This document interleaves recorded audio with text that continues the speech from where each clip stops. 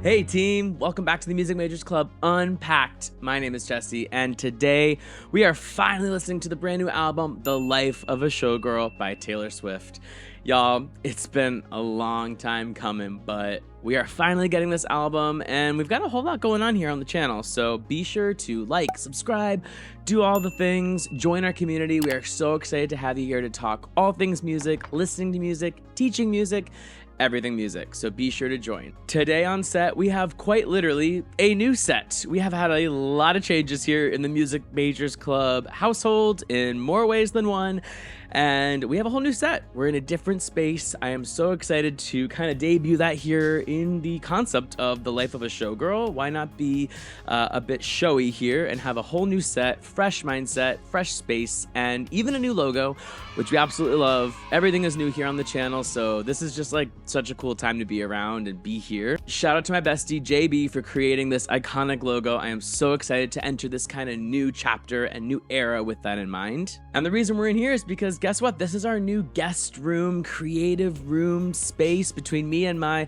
no longer girlfriend, but fiance. Hey, crazy, the crowd goes wild. Brr, brr, brr. I know I don't share too much about my personal life on the channel, but that is what's going on. Shout out to Jamie. So we have a couple of her little trinkets here on set. I've had this piece before in my previous videos, but we've got a couple of really cool things here to showcase. One of them even being a friendship bracelet from Sarah, who gave this to Jamie. Shout out. This is a rep bracelet, which is so cool. Thank you so much. And ironically, I think Jamie wore the Life of a Showgirl bracelet that she also gave her today to work. Instead of leaving that one here for me to wear for the video, it kind of would have matched my vibe a little bit more, but that's okay. We have it here on the channel. I would have worn the blue and orange one, but I'll wear it at a later date, because otherwise here on the channel, we've got all things Life of a Showgirl kind of inspired. I'm trying to rock some gold.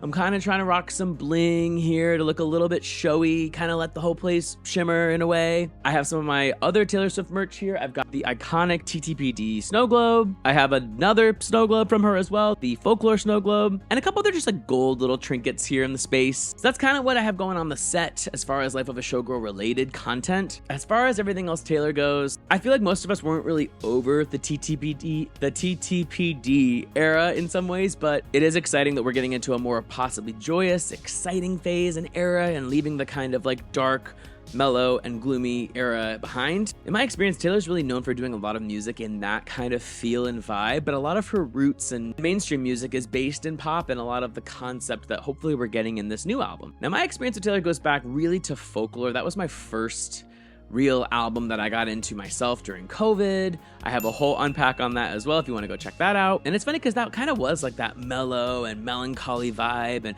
really just a more maybe sad vibe that kind of I needed at the time, especially because it was during COVID, it was during lockdown, but that's when I really started getting into Taylor Swift. And then right behind Folklore was Evermore, of course, and I absolutely loved that. And I've really been into every era since. I absolutely loved Midnights, and I do really love a lot of TTPD. But overall, I think that we're all kind of ready for a more, hopefully, like poppy, upbeat, happy era. And that's kind of where Taylor is in her life in some ways, so we might as well celebrate that with her. And speaking of engaged, I'm just saying, it is crazy to think that Taylor Swift and Travis Kelce are engaged, and myself and Jamie are also engaged. I mean, I saw a TikTok that said that that's kind of like an elite couple thing, and I'm just saying, it really is kind of wild. Like, who would have ever thought that that would be something that happened in my life? Like, what a sign, what a real just way of the universe being like, you did that right, you know? So I gotta say that's pretty crazy, but I'm really excited to see how that reflects into this album. I'm expecting her to have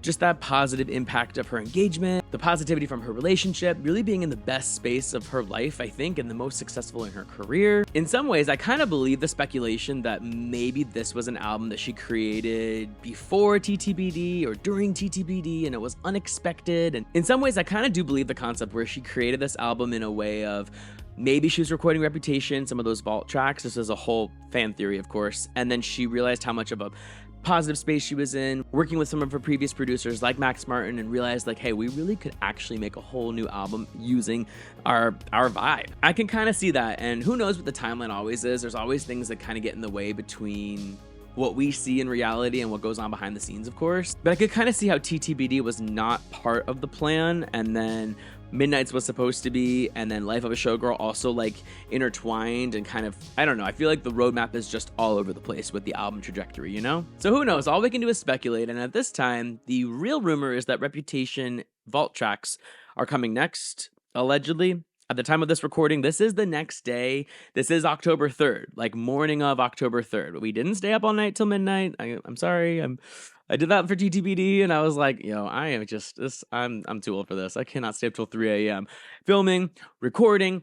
That's the same thing. Editing, sleeping. Like, it's too much. And then especially after part 1 of TTPD released, when I finished recording at like 3 a.m., TTPD part 2 released, and I said, I'm going to bed. I can't do all of this. So needless to say, this is the next day, and whatever, it's fine. But at the time of this recording, there's only been just the 13 tracks released. That's all that I see that are out. So if there's something else coming, future Jesse, we'll deal with that then.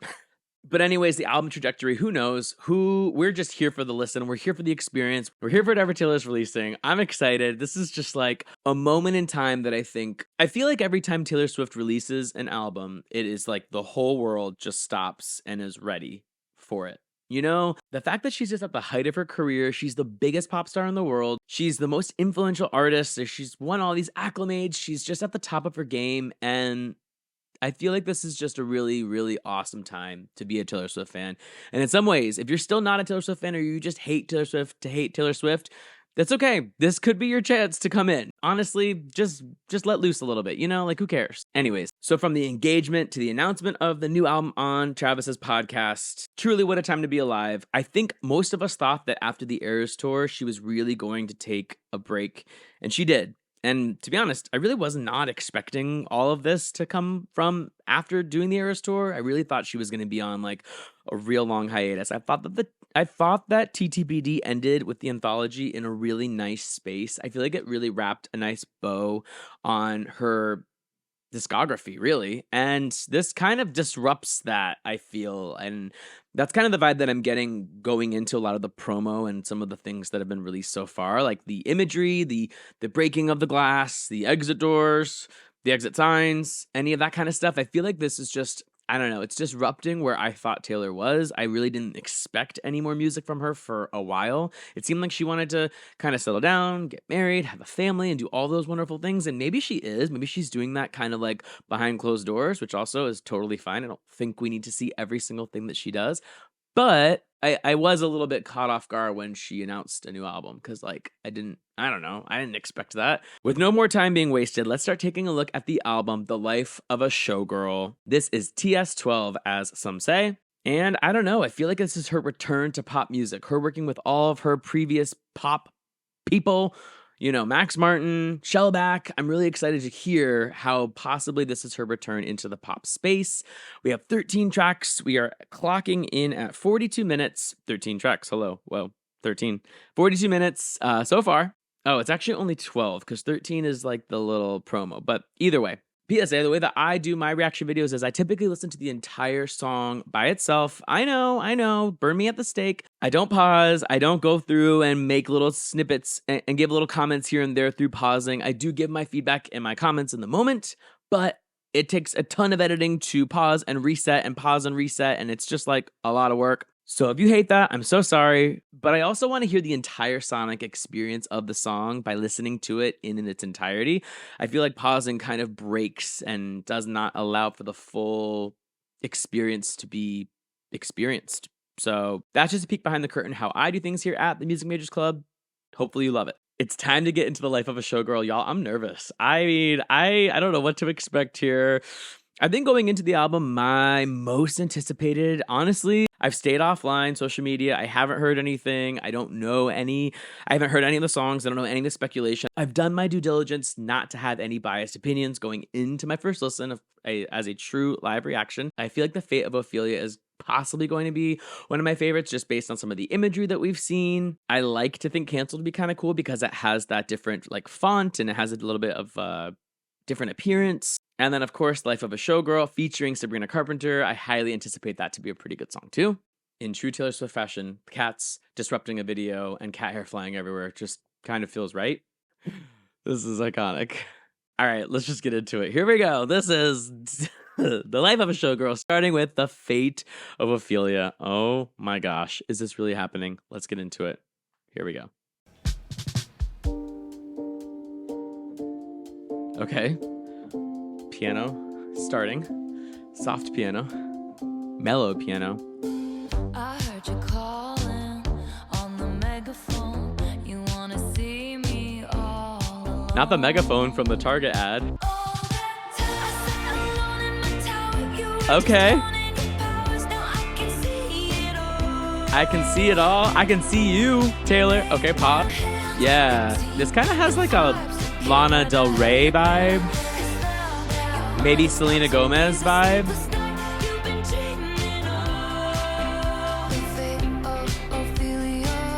Overall, mellow vibe. Like those claps. Hey. I feel like this is a slow burn getting into it. But I love how the chorus opens up. Man. Because I can see you. And this pause. She's really coming up. Ooh, ooh, ooh, slow it down. Oh, riff.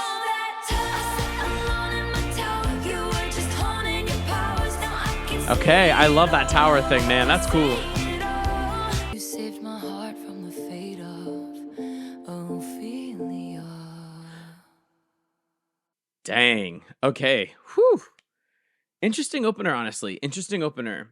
Kind of a more mellow vibe than I was expecting. I'm expecting this like big glittery, shimmery, glistening experience, and obviously that's only track one. We have a lot more to get into.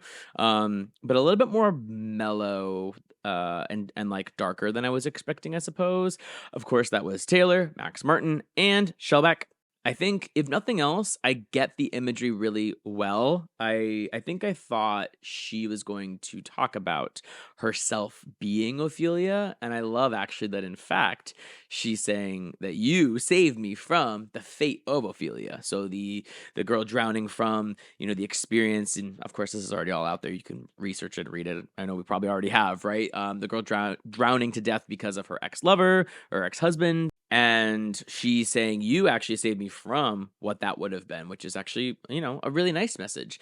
I'm assuming this is about Travis, and I'm assuming this is going to be, the positive spin that she's giving on saying, thank God in a way that I didn't have to experience that. You, Travis, saved me from that. And I think that's a really nice message. There were a lot of interesting pauses, like a lot of, if you're counting it in time, in rhythm, like if you have your 1, 2, 3, 4, 1, 2, 3, 4. There were some interesting timing pauses at the end of some of those sequences. I'm interested to kind of go back and listen to that to understand it a little bit more. Pauses in her singing, pauses in the lack of lyrics, pauses to just let the music play in a way. And I found that to be a little bit interesting. I wonder if that was intentional or means anything in a way, but I did notice that. I caught that. Like as I'm listening for the first time, watching the lyrics go by, I noticed like, oh, you would have expected a lyric to have been there, and there was a pause instead. So I don't know. Who knows if that actually means anything, or if that's just a really oversight in reading into it, as the Swifties tend to do. I also really like this name, Ophelia. I think that's a really like very Taylor Swift universe type of name, Ophelia. Of course, that's not something that we really hear commonly used today. So I think that's kind of a really cool. I don't know. I think it's a cool name. As I mentioned many a times, I like the concept of the tower. Of course, in TTPD, we have in Cassandra. Wow, it took me a couple seconds to really get it while you're singing like the other song and coming through it. Anyways, Cassandra, she has that imagery of tower in that song. So kind of a nice way to kind of cross over between TTPD into this era, this album, with a previous nod or reference. I think that's pretty obvious. So yeah, I think that was a bit different of what I would have expected the beginning of this album to be. But hey, this is all about disrupting what we were expecting, right? So that is the fate of Ophelia. Let's get into track 2, Elizabeth Taylor. Again, for the most part, some of these I have no idea what they could be about. Of course, I know Elizabeth Taylor is an iconic figure in time, and that's about all I know. I have no idea what the track will involve. So let's get into it. Here's track 2, Elizabeth Taylor. Okay, same piano. Ooh, same piano vibe though, right? Ooh, these strings.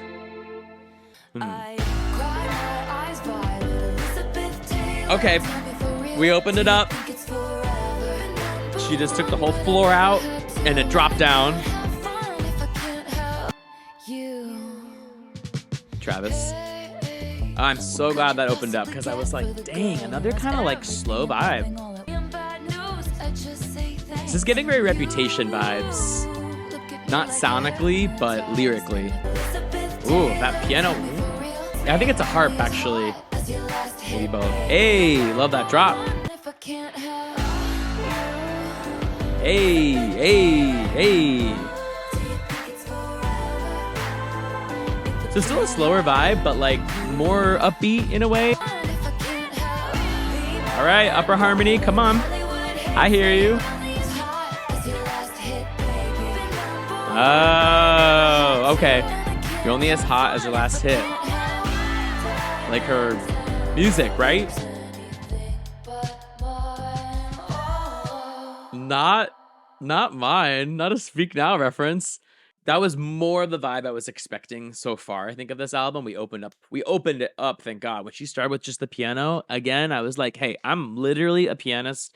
I love piano, but like, okay, come on." I thought that was a bit more of the Folklore Evermore vibe, and thank God the whole like floor fell out and the whole beat dropped, and I loved that.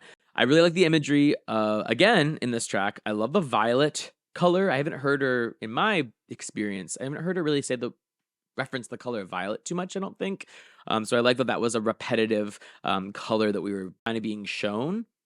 Of course, Elizabeth Taylor, that's also like, to me, almost like a Princess Diana vibe. I don't know if that's a hot take or if that's totally not right, but that was the first imagery that I got, like Princess Diana being this big icon and in the media and in the spotlight. And a lot of like Lady Gaga has referenced Princess Diana in some of her music lately. So I'm kind of getting that vibe in how Taylor is referencing Princess Diana, or referencing Elizabeth Taylor in that same mindset, you know? And of course, like I mentioned, with being Reputation kind of not lyrically vibing, not sonically vibing, but lyrically vibing in a way of like, be my New York when Hollywood hates me, like that kind of vibe of like being hated. You're only as hot as your last hit, baby.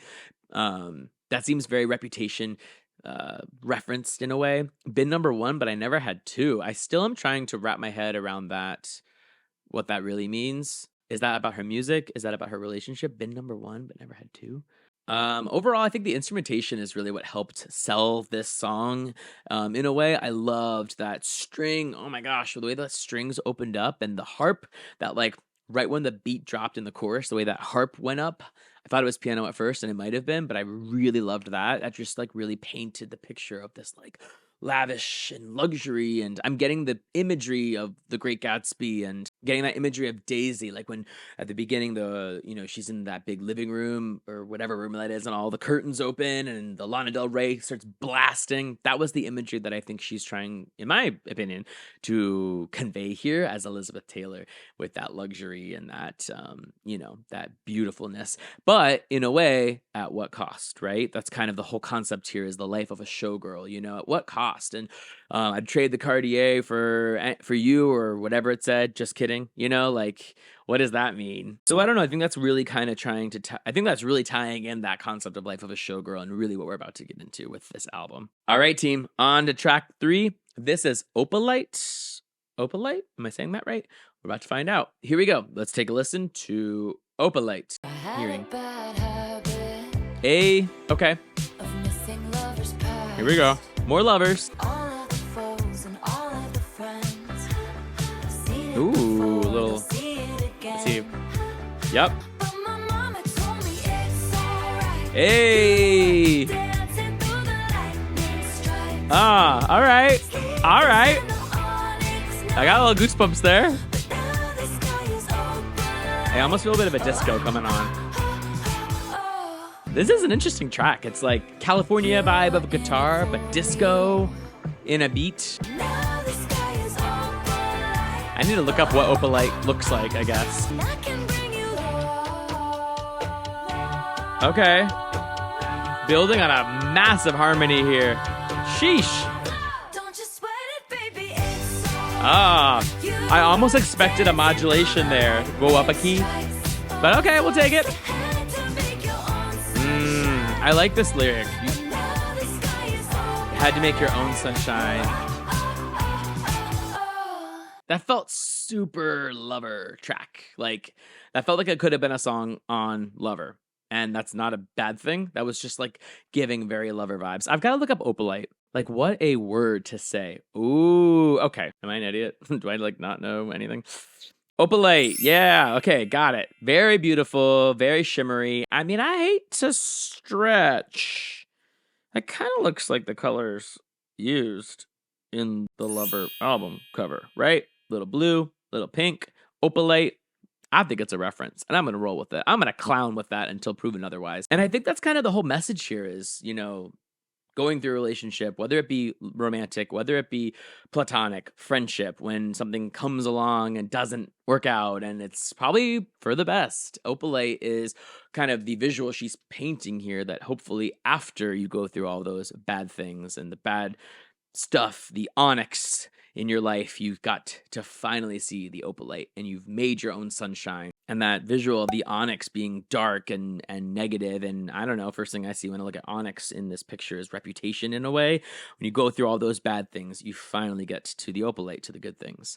And I think that's a message that's really, at least personally, gonna hit home for me. I can't wait to listen to this one again and see how it really ties into my own life and where I'm at right now. In some ways, I think it's kind of interesting to see that with this concept of life of a showgirl, because I feel like we're going to see a big peek behind the curtain of like how the glitz and glam is all great on the outside, but on the inside it's tough. I think this actually takes a step aside from that concept and is showing and is speaking to the relationship with Travis and going through, going through Matt, going through, I know everybody calls him Maddie, but I always call him Matt. I don't know why. Going through Joe, like all those onyx dark experiences that she had to go through to get to the alchemy and the opalite that she is painting in this picture with Travis.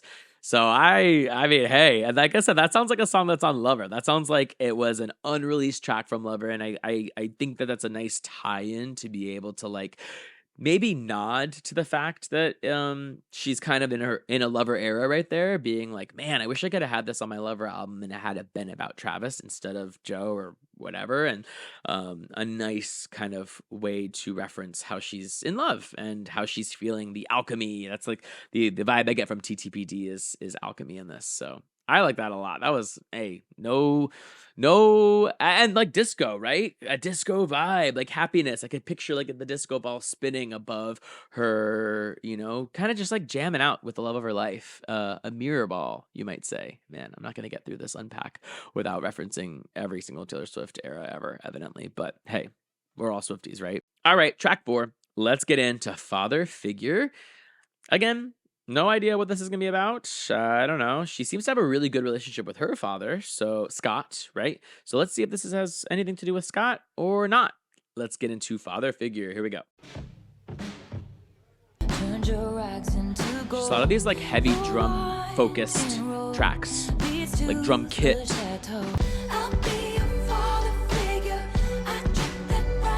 Okay, we got the vocoder back out for those vocals. I'm sorry. What? My what is bigger? Okay. Who is she like adding in this? Who's she talking to? Yeah, the cheaters, the liars. Yeah. Whoa. Okay.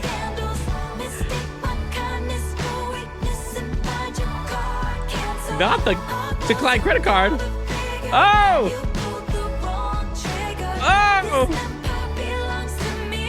That's right, Taylor. All right, goosebumps. Oh, she's giving me like Italian mafia vibes. Like I'm in charge, you know? She's got the rings. What? Whoa. Okay. Also, did I call it with the key change? I literally said that in the last track. I thought there was going to be a key change, and we got it in this one. Yo, all right. I mean, again, you just never know, especially when you're doing this listening for the first time. It's like you're trying to take it all in, and you're trying to give your thoughts, your feelings, your everything, and like it's just, I always say this, it's always so unexpected in a way. It's like, what? I did not anticipate any of that. So this was Taylor, Shellback, Max Martin, so the trinity here of the album, and then George Michael. We did hear that George Michael was referenced on the album and given credit. Okay, so the first article that I'm seeing, of course, because this is out the next day, right? Kind of the benefit actually to listening to this next day is that George Michael's estate has issued their approval, their stamp of approval for using an interpolation of George Michael's classic song, Father Figure, into a brand new song of the same title being featured on her album. They said, when we heard the track, we had no hesitation in agreeing to this association between two great artists, and we know George would have felt the same. Oh, that's nice. It says Father Figure was Michael's fourth single from his debut solo album, Faith, and the song draws parallels between a romance and a father-child or mentor-student relationship, with a chorus that asserts, I will be your father figure, put your tiny hand in mine, I will be your preacher. Oh, that's George Michael? I will be your father figure. I know, okay. All right. You know, you can't know everything. And I feel like that moment will get some hate, but you know what? You can't know everything, okay? You can only be a music major to so many degrees, okay? We're always learning. Wow, I cannot believe that is George Michael. Anyways, dang, LL Cool J previously sampled the song in 1997, Father, and Destiny's Child repurposed elements of Michael's track in their 2001 Christmas tune, Winter Paradise. All right, so see, did y'all know that? Are y'all up to date on that? Because now you know, because now I know. And it's Music Majors Club Show. PM Dawn also sampled the song's hook. A lot of references to this song, which is pretty cool. But anyhow, all right, well, we learned that. Dang, I love the vibe here of being like the opposite of everything that she's been critiqued about, of having to deal with non-feminist people putting her down, not seeing her for who she is, not seeing her for being literally the Taylor Swift, the Clara Bow in some ways here. This is like her saying, screw all that. Like, I'm in charge. I'm paying the check. I'm drinking the brown liquor. I can't believe she said what she said. I can't believe she said what she said, but she said it, and it was said. So, all right, Taylor, we see you. This empire belongs to me. Leave it with me. I protect the family. That's freaking on period. So, yeah. She really said, I might be the showgirl, but I'm running the show, okay? I might be on stage. I might have been produced and pushed to do things to sell the show, but I'm running the show. This is my empire. I will be your father figure. All right, track 5. Let's get into The Eldest Daughter. I know Taylor Swift has a brother, so maybe she is the eldest daughter. I guess we'll find out. Let's get into track 5. Here is The Eldest Daughter. So many piano intros, right? Not complaining. Just noticing. Ooh, that's beautiful chord progression. All right, time to cry. So many traitors, Okay. I am but I'm never gonna break that a little emotional here, I feel. never gonna leave you now. Very vulnerable, right? She's really showing her vulnerability in this. Every eldest daughter was the first Oh, lamb to the slaughter. this is So we all dressed a lot. up as wolves and we looked fire. Like the pressure This on women, isn't right? That's what we're addressing but here. I'm never gonna let you down. I'm never And even like the gonna younger leave generation. you. We'll lie back. A beautiful, beautiful Okay. time lapse. Took a turn here for the bridge. This This is beautiful. What a beautifully sonically bridge. I can relate to this, like putting up a front until you find someone to feel at home with, you know? What a beautiful vow and pledge to give to somebody, you know? We ended in a major chord. Thank God. Okay, that was very beautiful. That was a very beautifully crafted, I don't know, non-addressed experience, I feel, from the world we live in with social media, with the impressions that we have to give, with the fake concepts that we have to prove, with the cool vibe, with the all of it. And the pressures that it puts on young people, the pressures it puts on single people, the pressures it puts on the eldest daughter, maybe someone who's still searching for someone and not married and not, meeting all the expectations that society has. I mean, she really said a lot in that. And I feel like that really broke the fourth wall of especially where she's been at probably in the last few years before Travis, before she's been engaged, before she's been seen as accepted as what not just what a woman should do, but a young person should do. And in some ways, feeling just so vulnerable to say all of that. Like, yeah, that's some big pressure that's put onto us as young people and the generations to come. Ooh, okay, getting a little emotional here. And if nothing else, saying the opposite of all those things that she is expected to do and expected to have been, she's still vowing to give all this to someone, Travis. My first impression is what a beautiful message what a beautiful commitment to give to him, even though she's had a lot of pressure on her, especially. And now I get it. The eldest daughter, that concept. Honestly, I think it's a really beautiful, like, sonic experience, that bridge. I mean, the layers of harmony and the kind of like angelic experience of those voices was really beautiful. And although it opened with piano, again, I'm glad that it took a turn for opening to more instrumentation than just kind of like this piano melody and medley vibe. And even that lyric, because I'm not a bad, I think that's like, that's the concept of what we have today in society. It's like, oh, I'm this bad, like I'm this cool and I'm this and that. And it's like, when you really strip everything down and you look at yourself and you look at who you are as a person, is that really what you are? And is that really all that matters? Don't other things matter? We don't have to have this wall up and this imagery up of ourselves and this persona of ourselves. But we don't intend to. Maybe how society is making us feel, and yeah, you're cooler if you're quieter. You're cooler if you're more mysterious. You're cooler if you don't overshare. You're cooler if you don't wear your heart on your sleeve, and you're cooler if you don't like Taylor Swift, right? That's kind of quite literally what I think this is painting in a way, is like that exact concept. So I liked more of the imagery and the lyrics that she sang about in this. Yeah, I think that was a really special song to put out there. I think it was a really nice peek behind the curtain and addressing some of like the issues in what we have today. So she didn't have to do that, but she did that. All right, on to track 6. Let's talk about ruining the friendship. Whew. Okay, let's talk about it. Here we go. This is track 6, Ruin the Friendship. Let's get into it.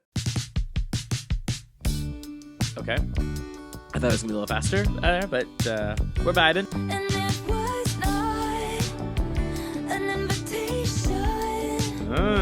Should've kissed you anyway. I see where this is going. Should've kissed you anyway. Were they friends, though, first? And it was not Taylor and Travis? I don't really think so. Dang, that part is so low. quilted corsage things from I'm guessing this is not about her and Travis. shoulder, catch a glimpse and see. I'm getting Betty vibes here. But as the 50 Cent song plays, All right, 50 Cent, shout out. You better recognize. Don't make it awkward and second period. Yeah, getting very Betty high school vibes, right? Just because it's just a throwback to another story in the past. Oh, this took a turn. Oh, not the close up vocal. No way. Oh my God. Not the grave. Oh my gosh. Wow.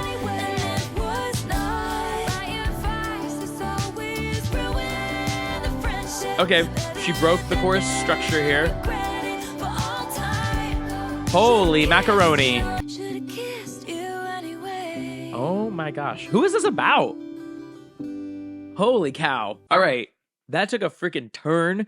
I think that's why it gave me major Betty vibes, is because there was like such a twist, and folklore had so many twists throughout its tracks. I will say this might be a hot take, referencing the last song. Max Martin and Shellback, these are supposed to be like our pop bangers, right? Like I would have thought that would have been a bit more, knowing that this is them too, a bit more lit.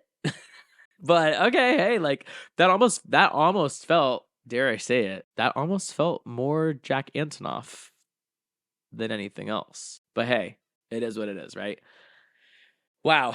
Okay, I would have thought that actually was going to be about like friendships being ruined over things, maybe relationships, maybe other things. Who knows? Sometimes that's inexplainable in itself too. I really thought that was the direction this was going, like maybe some of the people that she lost when her and Travis started dating. But in a way, it took the more traditional route when I started thinking about it too, like ruin the friendship. Okay, yeah, that's like you're friends with somebody, and do we ruin the friendship and try to date and be romantic? And if it doesn't work out, we've ruined our friendship. And if it does work out, it's for the best. I get that more kind of traditional sense in way that she took it, but I have no idea who that's about, and I'm sure that will come out. Or it's just the concept, it's just the theory, it's just it's a non first person experience, it's a third person experience. I've got to be honest, not to sound prudish, but I don't like the concept of infidelity in this sense. It sounds like this person had a relationship and she's saying, I thought about it, and I get it, right? I get it. But I'm just saying the concept of infidelity is never quite good. So, but I get in the opposite sense at the after the bridge and this person seemingly passing on, now she's saying, I will never know, questions unanswered. Like, so that's also literally tragic. So I don't really know what it's like, a juxtaposed feeling. Like, we don't love it, but yeah, now you'll never know. Like, that's horrible. And the way that she broke the lyrical pattern in the last chorus, and it was not, and then she says, my advice is always ruin the friendship. Better that than regret it for all time. Should have kissed you anyway. And my advice is always answer the question. Better that than to ask it all your life. Should have kissed you anyway. Like, okay, yeah, that's also horrible. How are we supposed to live with that, knowing that, yeah, what could have been? So, yeah. Anyways, I don't know. That really left me feeling all types of ways. I feel like that could have a lot to unpack in itself. So, ruin the friendship, yay or nay? Comment down below. All right, so track 7, to get into that after ruining the friendship, we're going to talk about actually romantic. Interesting segue. I feel like that's kind of an intentional placement of these two tracks. All right, here we go. Here's track 7, actually romantic. Let's get into it. Okay. I heard you call me boring Barbie when the coke's got you brave. High fived my ex and then whoa, you said you boring Barbie. ghosted me. Wrote me a song saying wait, what? Okay, she is throwing shade. You've put in it's actually sweet. All the time oh my gosh.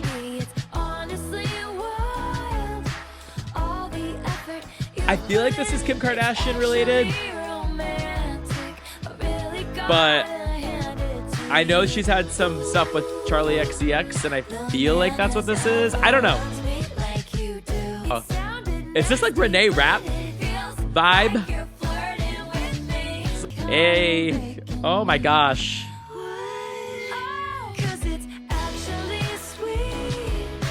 Okay, Taylor is out here getting steamy.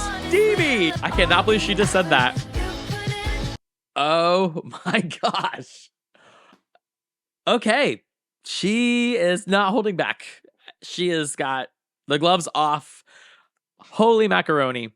If I did not see, I hate to say this, if I did not see online, I hate to say it, something about Charlie XCX, I did not read into it too much because once I saw it, I swiped away because, like I said, I tried to stay away from spoilers.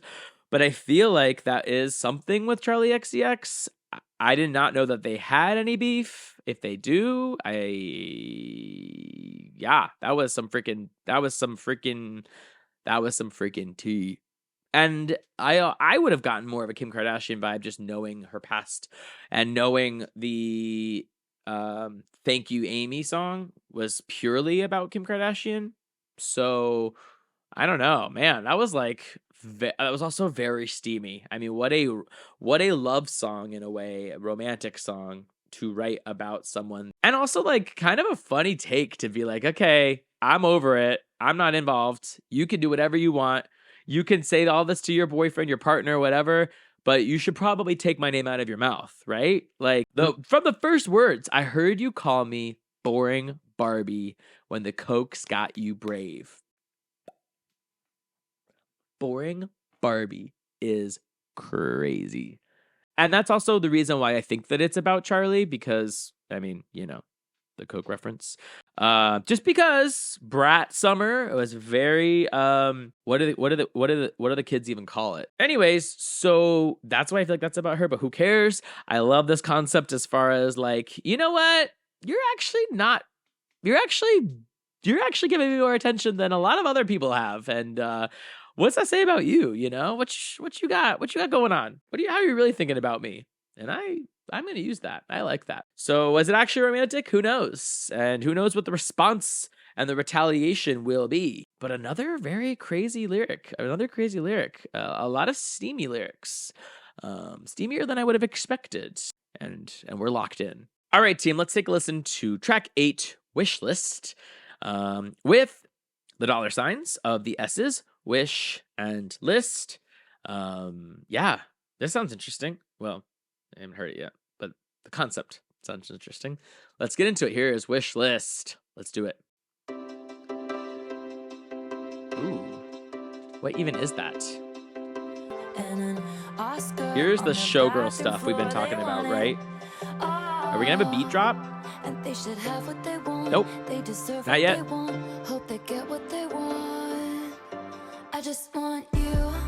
Okay. Yeah. That's kind of what I... Woo! Wow, she was up there. She said... Hey. This is almost like a little trappy, right? Found my man.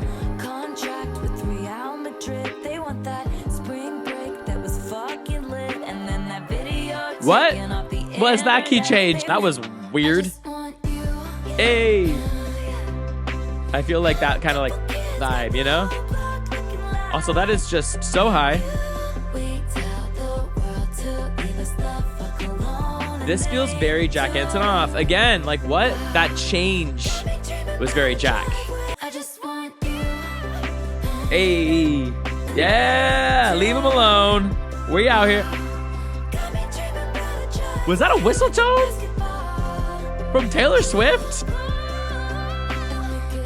She is giving us some vocals on this track, team.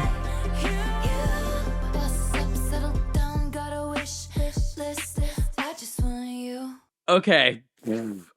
I feel like we just explored a whole different genre in that song. I loved it. I was not expecting that. Yeah. Wow. She really is kind of maybe exploring some of the musical genres that she hasn't possibly done before. Again, really bleeds well into the concept of the life of a showgirl and being done, being not involved with that. She's saying, well, she didn't even say I did it. She said, a lot of people want that and I don't. She said, I'm good. I want you. The kind of all-American dream in a way, you know, the basketball hoop and the kids on the cul-de-sac, you know, she didn't say cul-de-sac, but that would have been a very Taylor word to use. And I'm good. And I love that. Who doesn't want that, right? Like who doesn't want to just be happy? Who doesn't want to just be, you know, have a nice life? And she's saying she's found that. And holy macaroni, she was spilling freaking tea in that lyric. And I love that she did because she's addressing like all the haters, all the critics, all of the people, slut shaming. Let's say it. Hello, referencing 1989, slut shaming her with all the relationships that she had, all the boyfriends that she had, all the people that she couldn't keep down. When she says, please God, bring me a best friend who I think is hot. Love that. Best friend, right? You're supposed to be your best friend with your partner and find them attractive and love all their things, everything about them. And I thought I had it right once, twice, but I did not. Like, she's saying it. She's calling it like it is. She is putting it all out there, and I think that's pretty epic. So, yeah. And the wish list. You know what? Her wish list doesn't have Cartier, like the other song. It doesn't have Tiffany's. It doesn't have the Rolls or the Lamborghini. It has a family. It has a house on a street with other people who are normal like her, wanting to be, you know? And I think that's great. Who again, who doesn't want that? Who doesn't want to just have like a nice life? What a nice message. And kind of telling us that that's where she's at in her life in a way, right? Because I said at the beginning of this that I actually thought she was going to do all of those things. I did not think she was going to put out an album and go on tour, if she even does, and kind of continue her album cycle in a way. I thought she was going to do all these things. So I think that that makes sense because that's probably what she wants next, to settle down and chill. So yeah. I love that for her. Okay, track 9. Let's get into Wood, which is supposed to be, well, I don't know. I saw a lot of speculation that this would be more, folklore, evermore, woodsy vibe, which of course I'm always here for. But yeah, I don't know. I don't really know anything else about this song. I also noticed none of these have the explicit mark on them, but they certainly have some explicit lyrics. So maybe it's just the whole album is designed to be explicit. Anyways, all right, let's get into track 9. Here is Wood. Hey. Okay, loving this vibe already. Not evermore folklore at all. Just fine. Daisy. Is this a Gatsby reference? Like I said before? Superstitious vibes here. Good luck, bad luck. Hey. Love that. Those hits.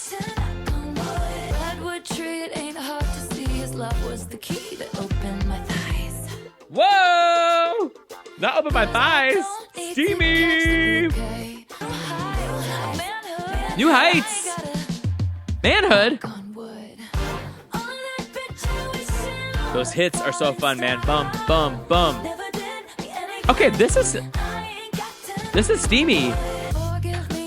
That is just really steamy. Amatize me? I'm not sure. Okay, and no big bridge or last chorus. We just kind of like ended it right there. I was gonna say axed it, which is, like wood. Axed. Wow. Okay, Taylor is coming in steamy. Steamy. I mean, starting from the top, Daisy's bare naked. I was distraught. Like, okay. Maybe she means a daisy. No? Yeah, maybe. And like, Daisy plucking the daisies, and then Penny's unlucky. I took him back like a penny. Heads or tails, up or down, like a lot of references to classic things here. Stepped on a crack, black cat, like all of those kind of classic things. Knocking on wood. Those are all like your classic superstitions because she referenced superstitions. Yeah, they're all based on superstitions, knocking on wood. Okay, but then it also took a really steamy turn because she referenced the magic wand. She referenced the redwood. The song is called Wood. So, wow. Okay, happy for her, Happy for her. Happy for her finding, hopefully, what she was looking for. And his love was the key that opened my thighs. That's just pretty on the nose, let's just say. So she is not holding back anymore. She said, this is steamy. This is what I'm saying. And get into it, And we gotta love her for that, She's put it all out there. And again, this is Taylor, Shellback, and Max Martin. I'm gonna call that the Trinity on this album. Okay, well, actually, that does have. Yeah, that was definitely. I'm actually surprised that it did not have a bridge. Maybe there was a little bit of a bridge in there, but it didn't have another last like final chorus. I'm surprised that it just kind of ended. That might have been one of the shorter tracks on the album. Let's take a look. In fact, that is the shortest song on the album. So there you go. Clocked it. Just barely shorter than Actually Romantic. That one's just a little bit longer. But yeah, Wood was definitely, it was 2 minutes and 31 seconds. So yeah, I could have used a little bit more of that song. So there you go. Wow, that was a lot. All right, sadly, we're getting towards the end. We are on track 10. This is Canceled with some crazy caps and an exclamation point mark. This is track 10. And this is called Canceled. And I'm very excited to hear how this could be based on maybe Reputation or whatever the times that she's been canceled. Or maybe she's going to cancel somebody else. Let's find out. Here's track 10. This is Canceled. You thought that it would be okay. All right, she's coming in hot for sure. Something wicked this way comes. Hey! Okay. Vibes. Yo! Oh my gosh. This is dark. and spooky, and I love it.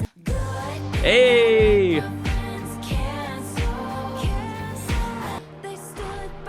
Hey, break it down. Come on, time change. Yo, I could not relate to this song more. But if you can't be good, then just be better at Whoo, this. Everyone's got bodies in the Yo! Took somebody's man. We'll take you by the hand. It took Yo! Oh man, this is my favorite so far for more reasons than one. You know who we are. We're the ones with matching scars. Yo! Oh my gosh. Taylor is talking her. Oh my gosh. That's my favorite. That is my favorite. That had the biggest vibe, the most relatable lyrics. And if anybody's ever been through anything with, what am I even gonna say here? Like, to not be. The concept of cancel culture right now is so big in our world. And I love her positive spin on it, being like, perfect. You think we're bad? Good. I'm glad that I now know who my people are, and we can all be canceled together. And that's on period. Seriously. There's a lyric I've referenced a lot lately from Reputation. They're burning all the witches, even if you aren't one. And I think that's exactly what this is saying, is like, even if you didn't do anything bad, even if you didn't do anything wrong, you're going to get canceled, apparently, by some people. And like, great, then I'd rather be with my other canceled people than not at all. And that's what this song is screaming. That aside, lyrically, sonically, my gosh, this like dark, spooky vibe of like, I'm getting Billie Eilish. I'm getting Wednesday, like the Wednesday soundtrack of this, like, I don't even know, darkness. And in a way, Reputation and her owning that dark vibe and owning this cloud above her, and like, I don't know, is this an extenuation and reference to karma? This is almost like karma in a way, where you're like owning the bad thing and you're just saying like, screw it, you know? I literally cannot wait. I am listening to this song again right after this, because that is my number one. Something wicked this way comes. Good things I like my friends canceled. Yo, like, come on. I mean, even if you've never experienced anything like that, that's just a vibe. The sonic experience is like fall, right? We're in this like spooky Halloween time. This is very much that. They stood by me before my exoneration. They believed I was innocent. So I'm not here for judgment, no. But if you can't be good, then just be better at it. Holy macaroni. All right, I'm still coming down from cancel. That was a banger. That was a certified banger. That's it. That's the one. That is the one. Anyways, all right, let's get into track 11. This is Honey. We have a honey song from Beyonce. Let's see how Taylor's version of that word honey is crafted. Here we go. This is track 11, Honey. Ooh, a little ticking clock too. Okay, wait, Yo! Okay, this is a freaking vibe. Okay. Who knew the end of the album was gonna be so lit? Here we go. Okay, I thought a bigger drop would have happened there, but that's okay. Pink skies. Yo, I don't know what she put in this one. Oh my gosh. Interesting how this just like repeated right back into the same verse, right? It's like the same verse, but again, with a little bit of a vibe. Okay. Drifting off into a different space. Oh my gosh. Okay. Oh my gosh. Not just the guitar. Okay.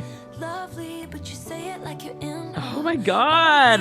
This positive take. Hey. Oh my gosh. More whistle tones? What? You can call me honey if you want. Yo! Oh my gosh. I don't know. Again, I don't know what she put in that one. I do not know what she put in that song, but that had the vibe that I like. That is the vibe that I need. Ironically, going back from Canceled into Honey, those were like a very upbeat, those were kind of really more of the vibe I was expecting throughout this entire album, to be honest. But those were like two different sides of the same coin as far as Canceled was dark and sinister. Honey was like upbeat and happy-go-lucky, but they both had this just like vibe that I was just freaking jamming to. One was more dark and one was more light. And that is what we call juxtaposition, team. But anyways, yo, that was so fun. I loved that one. How am I supposed to pick now? I loved that one. And I love the concept too. Someone else calling you honey or whatever, other word you've used. She referenced a couple of them, and then how it's always sounded not good in a way or sarcastic in a way, and now it's sounding nice and sweet because she's freaking found her person. Gosh, all you can do is be happy for her. Like, why wouldn't you be happy for someone's happiness? That's would be crazy, right? So why would you not be happy for her? That is so nice. And just like honestly, the gaslighting that happens in other relationships, when anyone called me late night, he was screwing around with my mind, asking, what are you wearing? Too high to remember in the morning? I mean, hello, Matt. But anyways, when anyone called me sweetheart, it was passive aggressive at the bar. And now, but you can call me honey if you want, because now she's found her person. And I think that is just chef's kiss. In a way, you know, like that's so special. That's so sweet. And this was a freaking another, how do we even say this back-to-back tracks? Certified banger. How?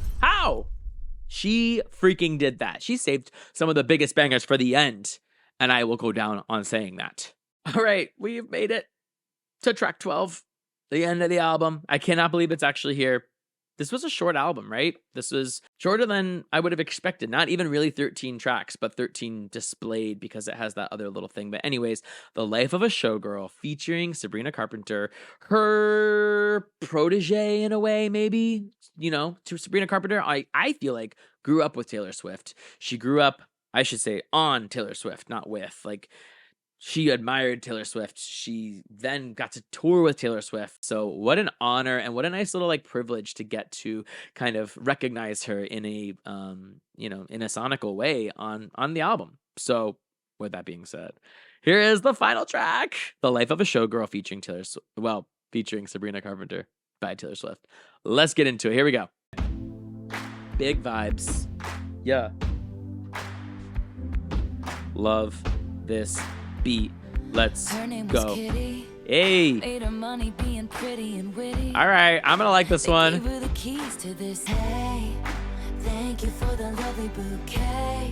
Okay. Kind of a more chill vibe than I would have expected the chorus to be. Hey. That was it, the title. All right, here's Sabrina. Hey. Whoa. She sounds very classic Sabrina. Like, she has a very interesting way of articulating words. All right. Yeah, there is a key change there. A little modulation.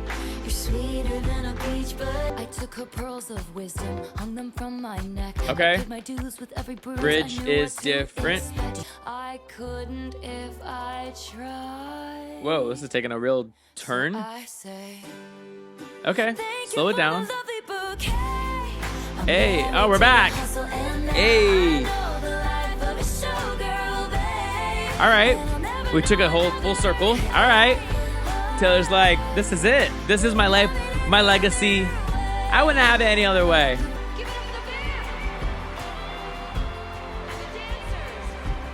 Oh my God. Is this from the Eras Tour? Not her ending The Life of a Showgirl with the Eras Tour? Is that what that was? That has to have been what that was. The night that Sabrina Carpenter was there. Holy macaroni. Oh my gosh, that's the end. That is the end of The Life of a Showgirl. Not only the song, but also the album. I like that this had a full circle vibe, right? She said, nobody wants this. Nobody needs this. Everybody wants this, but nobody actually wants this. And then in the end, she says, like, you know what? She's kind of like, I'm owning it. Like, this is my life. This is my legacy. I'm freaking Taylor Swift. I'm the Clara Bow. I'm like, I have nothing's pushing me down. Nothing's pushing me out. I made it. Call me New York. If I can make it here, I can make it anywhere kind of thing, And like, I think that's really special. And I think she's really finally owned her own experience. She's owned where she's at. And she's like, and this is it. And I love it. And that's the life of a showgirl. All right. After my first listen, the life of a showgirl, we made it, team. 12 tracks. That was super fun. That was super, I always say this, but different than what I was expecting. I will say, I'm sure a few different listens will give me different experiences, but I was expecting more up pop, bangers in a way. She had a few, but I think in some ways it's kind of nice that she still paid some respect to her classic vibe and style. I think a lot of people were expecting this album to be more like Style, ironically, in, a 1989 era. I think people were expecting, because it was Max Martin and Shellback, that people were going to be we were going to be getting these upbeat pop bangers. And that's not necessarily where she's probably at anymore, Taylor Swift has really evolved over the years. She's not just mainstream pop. I mean, of course, she has some of the biggest mainstream pop songs of all time with these producers.